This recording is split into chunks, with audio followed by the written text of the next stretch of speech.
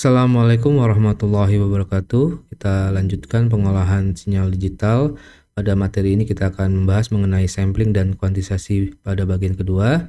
Materinya akan mencakup mengenai definisi kuantisasi, kemudian ada encoding ya, dan juga akan ada studi kasus dengan pemrograman Python nantinya. Baik, di sini definisi kuantisasi itu sendiri adalah proses mengubah sinyal kontinu yang telah disampling menjadi representasi diskrit pada level amplitudo. Jadi kalau sampling itu secara lateral ya, itu fungsi waktu. Jadi sampling n sampling itu adalah fungsi sampling waktunya ya, menjadi fungsi n, dari t menjadi fungsi n. Nah, kuantisasi ini level amplitudonya secara sumbu x, sumbu y-nya ya. Kalau kemarin sampling itu fungsi sumbu x-nya itu adalah waktunya. Sekarang kuantisasi adalah proses ke arah sumbu y-nya atau amplitudonya. Di sini tujuannya adalah membulatkan amplitudo sinyal ke level diskrit ya, terdekat yang telah ditentukan agar dapat disimpan dan diproses oleh sistem digital ya. Oke, akurasi dari tingkat kuantisasi itu bergantung pada jumlah bit ya yang digunakan. Lebih banyak bit yang menghasilkan lebih banyak level dan representasi sinyal yang lebih kuat. Maksudnya bit itu apa? Contohnya adalah dalam komputer kita ya. Komputer kita itu kan ada yang 4 bit, 16 bit ya. Kemudian ada audio yang juga menggunakan bit system. Nah, itu jumlah bitnya nanti mempengaruhi banyaknya tingkat akurasi dalam proses kuantisasi nantinya. Semakin levelnya makin besar ya, dan itu tergantung dari kualitas perangkatnya itu sendiri. Ya, ini contohnya. Jadi ini sinyal aslinya. Kemudian kita lakukan kuantisasi di sini. Nah, amplitudonya dia bentuknya masih mirip ya. Jadi secara sumbu y-nya ini amplitudonya kita clipping ya, kita ambil, kita cuplik sehingga dinamakan sebagai kuantisasi. Nah, kalau sampling kemarin dia nilai waktunya ini yang diambil ya, tapi kalau kuantisasi dia nilai amplitudonya yang diambil.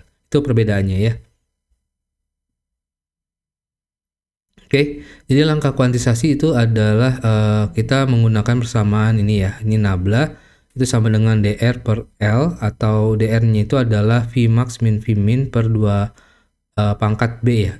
L itu adalah 2 pangkat B. P itu adalah tegangan maksimum dikurang dengan minimum dibagi dengan 2 pangkat B. B itu adalah jumlah bitnya tadi ya, 2 bit, 4 bit, 8 bit, jadi mengaruhi pembagiannya. Kita lihat di sini ada contohnya. Jadi kita punya sinyal nilainya adalah plus minus 5 volt ya, dengan resolusi 4 bit. Atau kita bikin L-nya sama dengan 16 ya, atau 2 pangkat 4 itu kan di sini sama dengan 16 ya. Jadi nabla atau kuantisasinya prosesnya adalah Vmax itu 5 min Vmin min 5 ya per 16 ya, atau 2 pangkat 4 ya. Berarti 10 dibagi 16 itu adalah 0,625 volt. Nah, ini adalah nilai kuantisasinya ya. Penentuan level kuantisasi itu jumlah levelnya itu bergantung bitnya ya. Jadi kalau misalkan 4 bit menghasilkan 2 pangkat 4 16 ya. Kalau 8 bit jadi 2 pangkat 8 dan seterusnya ya. Kemudian kuantisasi sinyal Q di sini dilambangkan dengan Q, Xn ini adalah fungsi sinyal. Jadi dibulatkan nilai kuantisasi itu dapat dibulatkan dengan kelipatan nilai kuantisasinya melalui pembulatan menggunakan persamaan berikut ya. Jadi Q Xn atau pembulatan dari nilai si kuantisasi sinyalnya ini adalah kuantisasinya itu dibulatkan berdasarkan fungsi sinyal dibagi dengan nilai kuantisasinya. Jadi penanganan sinyal di luar rentang atau clipping itu ada prosesnya. Di sini batas rentang untuk 4 bit dengan ini contohnya dengan nabla 0,625 volt tadi. Level kuantisasi tertingginya yang tersedia adalah level 15 adalah 4,375 volt. Nah, clipping jika sinyal input melebihi rentang kuantisasi, misalnya sinyalnya itu 5 volt, sistem akan melakukan clipping. Jadi hasil clippingnya itu akan di-assign ke level maksimum yang tersedia, yaitu adalah 4,375 volt. Tadi kan level 15 ya yang tersedia untuk 4 bit ya.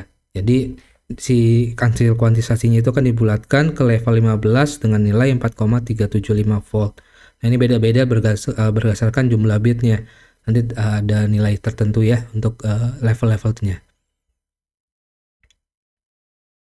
Contoh perhitungan kuantisasi, jadi sinyal sinusoidal dengan amplitudo 5 volt dan frekuensi 1 Hz itu periodenya 1 detik, maka kita hitung di sini nilai fungsi sinyal 0,1 itu adalah 5 sin 2 pi. Ini info samaan fungsi sinyal.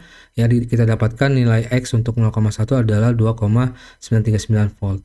Nah, hasil kuantisasinya di sini nilainya 2,939 volt dibulatkan ke kelipatan kuantisasi terdekat, yaitu adalah 3,125 volt yang merupakan level kuantisasi ke-12. Ya, ini adalah untuk nilai bit tertentu ya. Jadi ini nilainya 12. Jadi pembulatannya adalah ke 3,125 volt. Berikutnya adalah encoding. Encoding adalah langkah penting dalam digitalisasi sinyal setelah kuantisasi. Tujuannya adalah mengkonversikan nilai-nilai kuantisasi level discrete amplitudo menjadi data digital yang dapat disimpan, diolah, dan ditransmisikan.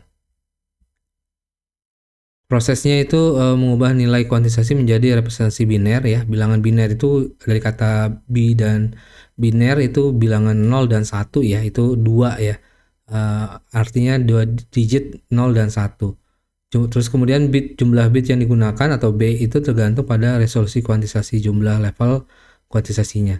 Secara matematis representasi biner dari nilai kuantisasi atau QXN dapat dinyatakan dalam binary. QXN itu sama dengan sigma dari B-1 ke K sama dengan 0, bit K ya, BK dikali dengan 2 pangkat K ya. Jadi proses encoding itu macam-macam. Di sini contohnya adalah pulse code modulation atau PCM.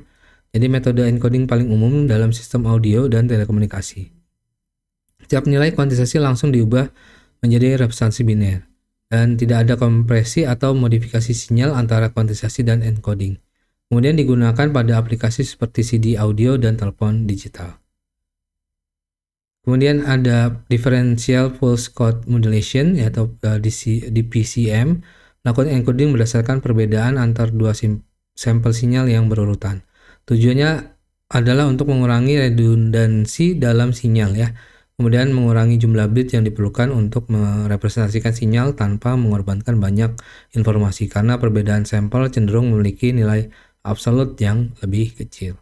Kemudian yang ketiga, yang terakhir itu adalah delta modulation atau DM.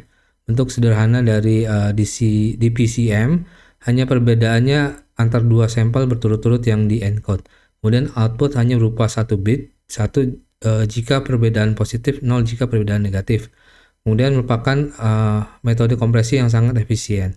Kelemahan utamanya adalah dapat menimbulkan noise kuantisasi yang signifikan pada sinyal dengan variasi amplitudo besar. Itu saja ya, nanti kita akan praktikum untuk proses kuantisasi, sampling, kuantisasi, dan proses encoding untuk menghasilkan sinyal output yang bisa diproses nantinya. Sekian, terima kasih. Wabillahi taufiq wal hidayah. Wassalamualaikum warahmatullahi wabarakatuh.